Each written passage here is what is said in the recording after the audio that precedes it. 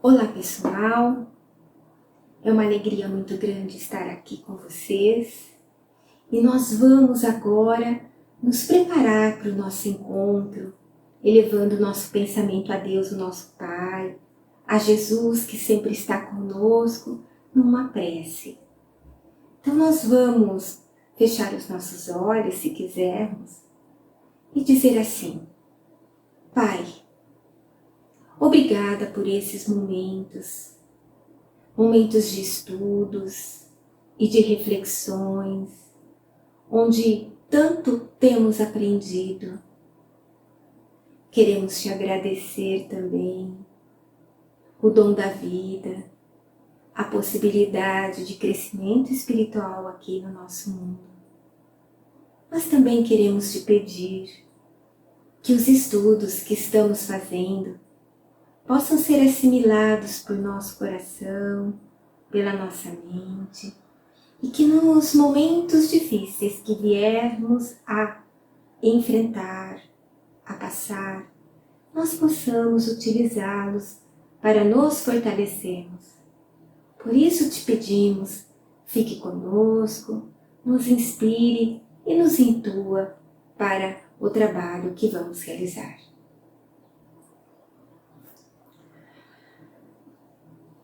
Bem, nos nossos últimos encontros, nós temos refletido sobre a importância da prece. Nós vimos que a prece é uma conversa fraterna, espontânea e respeitosa com Deus. É um momento onde nos ligamos a Deus pelo pensamento, pelo sentimento. E isso com o objetivo de pedir o que necessitamos para o nosso crescimento espiritual, ou para aqueles que despertam as nossas preocupações, agradecer tudo o que temos e os momentos de aprendizado na vida, e também de louvar. Louvar é o momento em que nós reconhecemos a grandeza de Deus em tudo o que está ao nosso redor. Nós também aprendemos que na prece o que conta é a disposição interior e o nosso pensamento, e não o número de palavras que não tocam o coração, porque a finalidade da prece é levar a nossa alma até Deus. Mas há pessoas que têm dificuldades de realizar essa conversa informal com Deus. Então Allan Kardec, no capítulo 28 do Evangelho segundo o Espiritismo, nos sugere uma coletânea de preces espíritas, para que possamos ter modelos para criar as nossas. Ele nos diz que a principal qualidade da prece é de ter clareza, mas também a prece precisa ser simples e concisa, quer dizer, sucinta, ela não precisa ser grande.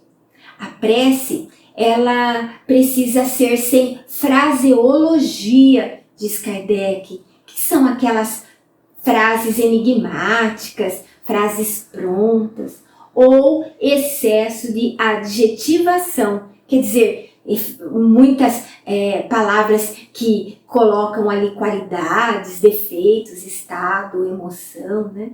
Que a prece não precisa nada disso. Ele diz que cada palavra deve ter o seu valor, exprimir uma ideia, tocar uma fibra da alma. Enfim, Kardec diz que a prece deve levar à reflexão. Ele diz que há pessoas que ao orarem não o fazem com sentimentos, parece que apenas os lábios se agitam, e que pela expressão fisionômica e pela própria voz percebe-se que é um ato maquinal, puramente exterior, de que a alma não participa. Então, para nos ensinar a simplicidade da prece, Allan Kardec abre o capítulo desta coletânea com a oração dominical. A oração dominical foi uma oração ensinada por Jesus aos discípulos. O evangelista Lucas, lá no capítulo 11, versículos de 2 a 4, diz que Jesus ele faz isso, né, ensina os discípulos, quando ele estava num certo lugar orando. E ao terminar, um dos seus discípulos pediu-lhe: Senhor, ensina-nos a orar, como João ensinou aos seus discípulos. Esse João que os discípulos estão se referindo é João o Batista, porque alguns discípulos de Jesus haviam sido discípulos de João, e João tinha o hábito de ensiná-los a orar. E aí Mateus, lá no capítulo 6, nos versículos de 9 a 13, que também registra esse momento, diz que Jesus ensina para eles uma oração, dizendo para eles assim: Portanto, orai desta maneira: Pai nosso que estás nos céus, santificado seja o teu nome. Venha a nós o teu reino, seja feita a tua vontade na terra como no céu. O pão nosso de cada dia dá-nos hoje e perdoa as nossas dívidas, assim como perdoamos aos nossos devedores. Não nos deixes cair em tentação, mas livra-nos do mal. Essa oração é chamada de oração dominical, porque dominical vem de dominus, que no latim significa mestre ou senhor. E os discípulos chamavam Jesus de mestre ou senhor. Às vezes, essa oração é chamada de oração do Senhor, ou como Pai Nosso, porque ela começa com essas palavras. Allan Kardec, ele diz que essa oração é o mais perfeito modelo de concisão. Ela é uma verdadeira obra de sublimidade na sua simplicidade e que ela consegue resumir todos os deveres do homem para com Deus, para consigo mesmo e para com o próximo. Ele diz que essa oração é um ato de adoração e submissão, um pedido das coisas necessárias à vida terrena e o princípio da caridade. Mas Kardec também diz que, em função da sua brevidade, o sentido profundo que algumas das suas palavras encerram escapa à maioria das pessoas. Isso porque algumas pessoas a proferem sem pensar no sentido que cada uma das suas frases tem. Proferem como uma fórmula cuja eficácia acreditam ser proporcional ao número de vezes que for repetida. Mas isso não é verdade, não é assim. Então Allan Kardec vai nos trazer esse estudo para nos explicar cada uma das suas proposições segundo as orientações dos Espíritos. Então vamos ver as orientações que eles nos trazem. A oração começa com a frase: Pai nosso que estás no céu. A primeira palavra que Jesus utiliza é Pai. Ele começa a frase com essa palavra.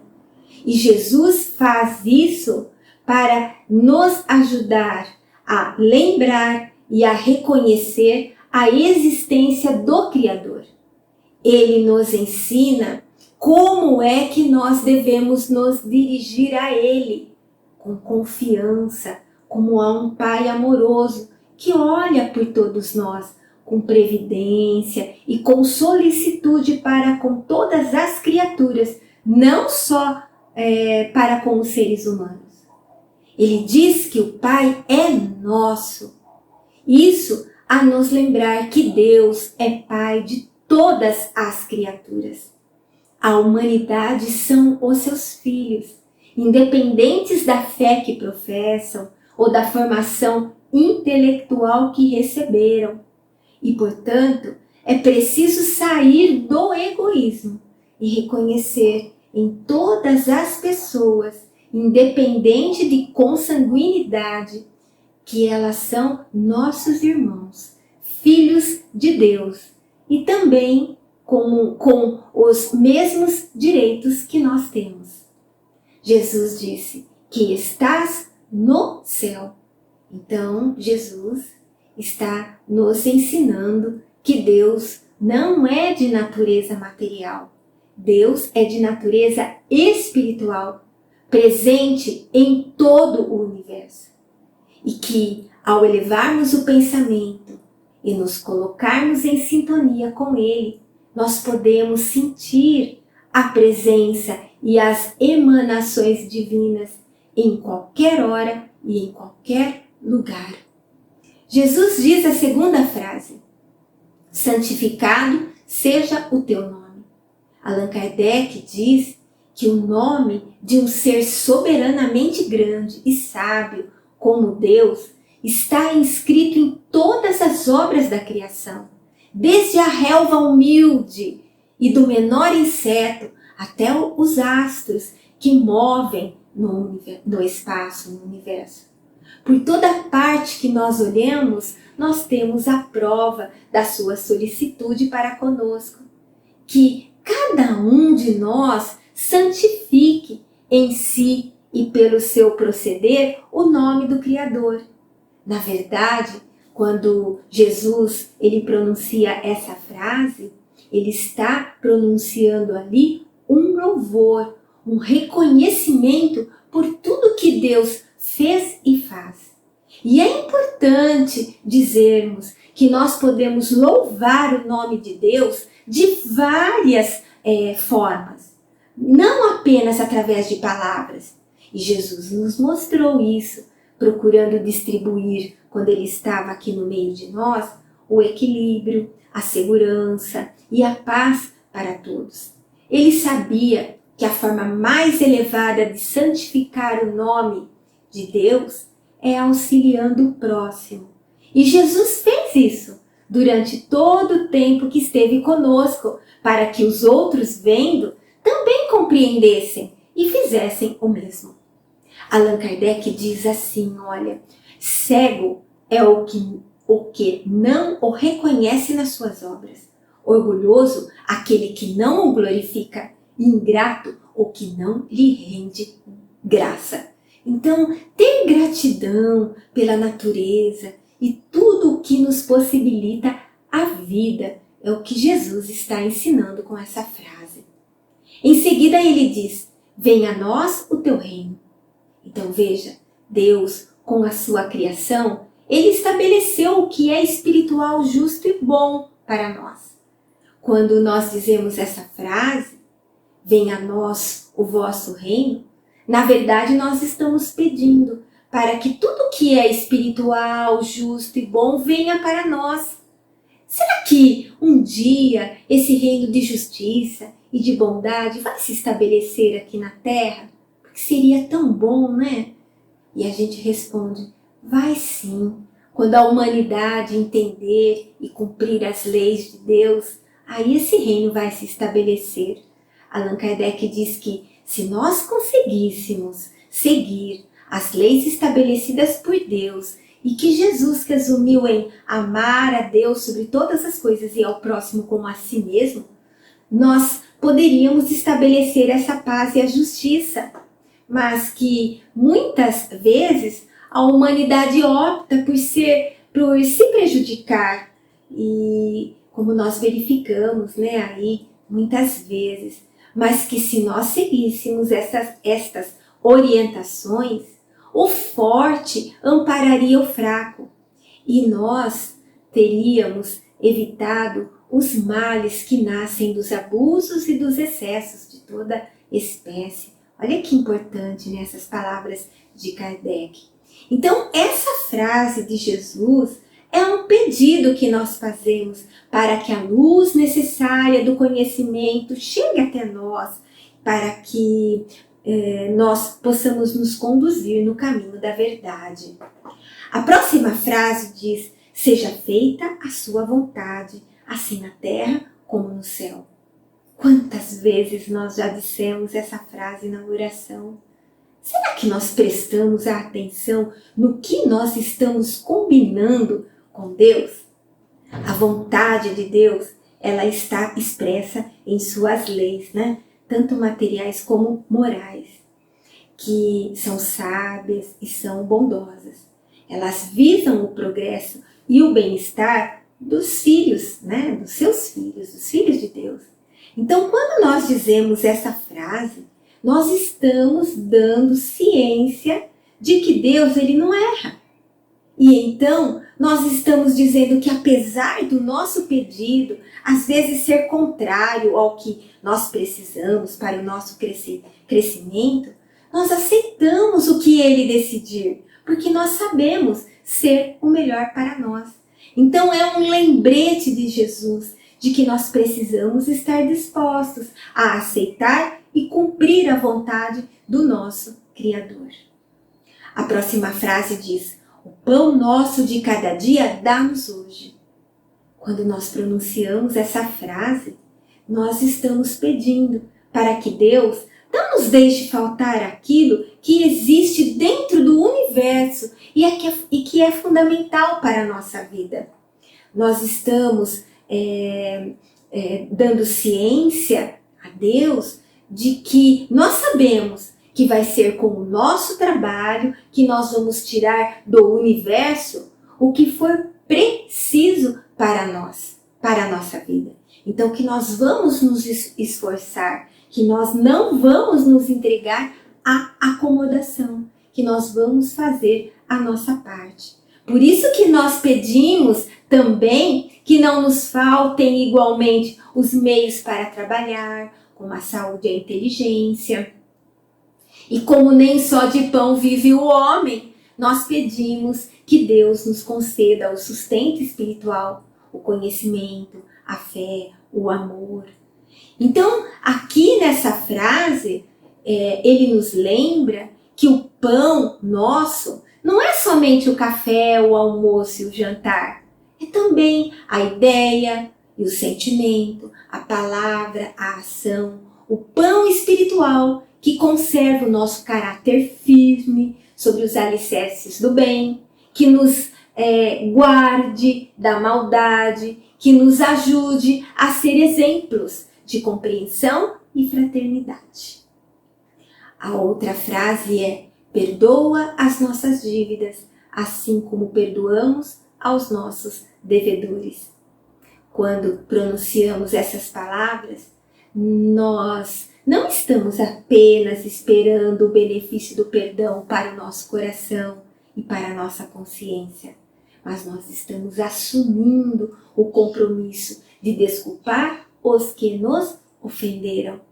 Nós temos a tendência, diz Kardec, de observar com superficial critério os nossos grandes defeitos e de reprovarmos com muito rigor pequenas faltas alheias.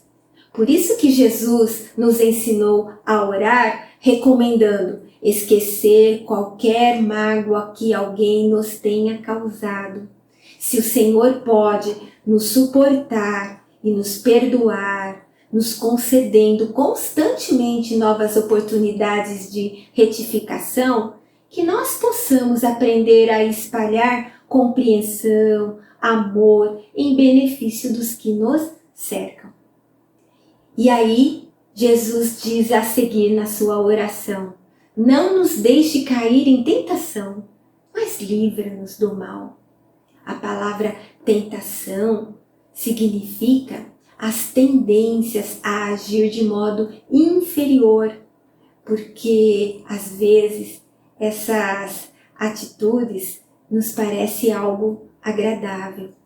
Então, são os momentos, as tentações, são os momentos em que somos experimentados pelas situações da vida, pois nós precisamos dessas situações para progredir. Então, são ali os momentos que exercitamos o livre-arbítrio, as escolhas. Nós já percebemos que as escolhas, elas são mais acertadas quando nós as fazemos pensando mais no bem-estar coletivo e não somente no nosso.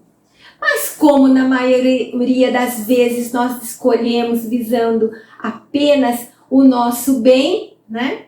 Às vezes nós aí nos equivocamos, nem sempre acertamos. Então, quando nós dizemos essas palavras, nós estamos pedindo para que não sejamos expostos a situações perigosas demais ou de influência muito negativa. Que Deus nos dê força para lutar e vencer se for necessário, né? Enfrentar ali situações de influências difíceis.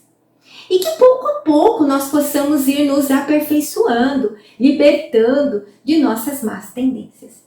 E por fim, vem as palavrinhas, assim seja. Essas palavras expressam a concordância, um consentimento. Elas indicam a aprovação absoluta do que foi pedido e exteriorizado por quem fez a oração. Normalmente, não é quem fez a oração que fala o assim seja, mas sim os que acompanham a prece e concordam com o pedido, com o louvor, com o agradecimento que a pessoa que a proferiu, né? Aquela que proferiu aquela prece, fez. E aqui cabe fazermos duas observações importantes também. Quando nós fazemos a nossa oração espontânea, com as nossas próprias palavras, não há necessidade de dizermos em seguida o Pai Nosso, como se fosse um fecho obrigatório em nossas preces. Não há essa necessidade. E a outra observação é que a oração dominical não é um texto mágico, cuja eficiência está condicionada ao número de vezes que é repetido. Allan Kardec diz assim, olha, a forma não é nada, o pensamento é tudo.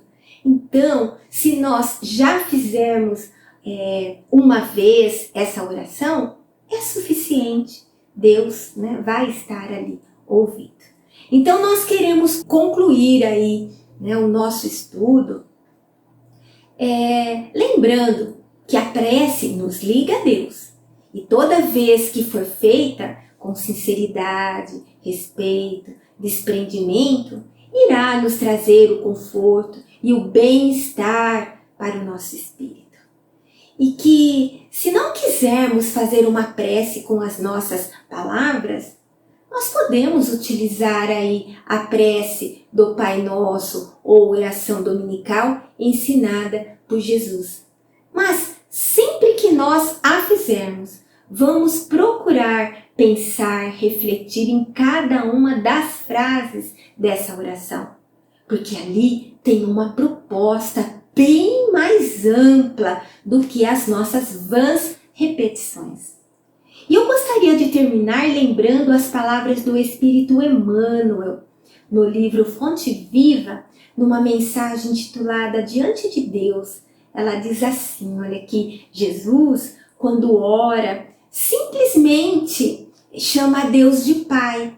Então, nos instantes de trabalho ou de prece, de alegria ou de sofrimento, que nos dirijamos ao Supremo Senhor na posição de filho amoroso, essas nossas solicitações, e confiemos que elas chegarão até Ele. O Mestre, ele padroniza para nós a atitude perante Deus, dizendo que, quando orardes, procura a câmara secreta da consciência e confia-te a Deus como nosso Pai Celestial, sendo sincero e fiel na condição de filhos necessitados. Emmanuel termina dizendo assim, olha, para que procuremos assim o nosso Pai, acima de tudo, e Deus, o nosso Pai, nos escutará.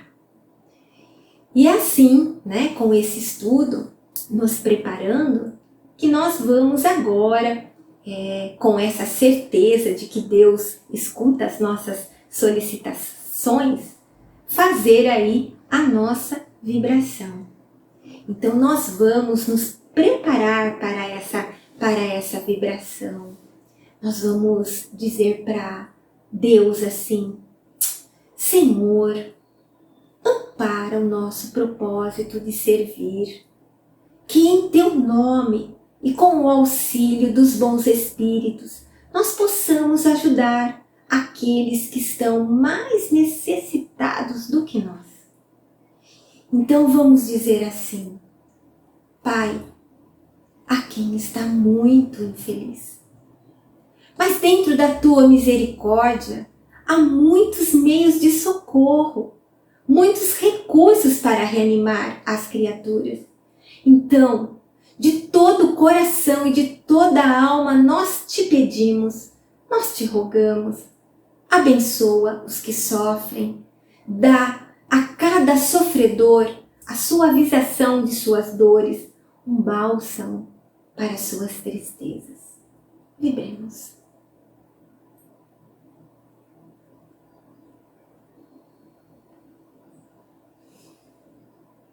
Nos hospitais, nos lares, os enfermos esperam um conforto, eles querem sarar.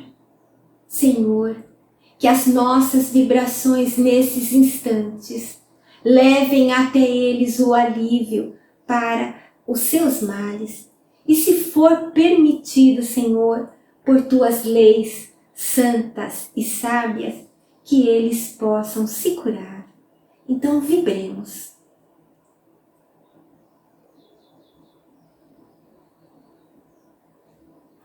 E quanto a nós, Senhor, pedimos perdão pelas nossas falhas. Ajuda-nos a desenvolver as virtudes que colocastes dentro da nossa alma. Queremos cumprir bem os nossos deveres para alcançarmos o aperfeiçoamento espiritual, pois somente assim poderemos ter a verdadeira felicidade. Graças, Senhor, por todas as bênçãos que sempre nos dás, por esses momentos de vibração em que podemos nos doar, que outras pessoas também tenham momentos assim, e é assim que nós nos despedimos na tua paz. Obrigada, Senhor, nos abençoe hoje e sempre.